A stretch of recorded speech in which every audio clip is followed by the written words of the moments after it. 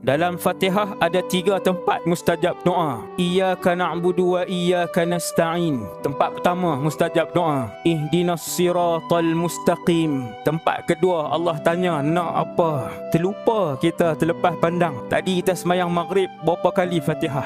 3 kali Fatihah. Ada 9 kali tempat yang Allah tanya nak apa. Bila kita sebut Fatihah, Alhamdulillahi Rabbil Alamin, Allah Ta'ala jawab, Majjadani abdi, hamidani abdi wa majjadani abdi. Hambaku memuji aku, membesarkan aku. Bila kita sebut Iyyaka na'budu wa iyyaka nasta'in, wahai Allah, aku sembah kamu saja, aku minta pertolongan kamu saja. Allah Ta'ala kata, apa yang kamu nak? Apa permintaan kamu? Tiap-tiap kali kita baca Fatihah, sebut 3 ayat ni. Waktu tu niatlah dalam hati, as'alukal jannah ya Rabb. Niat dalam hati, laju-laju, jangan berhenti lama-lama pula. Aku pohon syurgamu wahai Allah. Ihdinas siratal mustaqim. Matikan kami dalam keadaan husnul khatimah.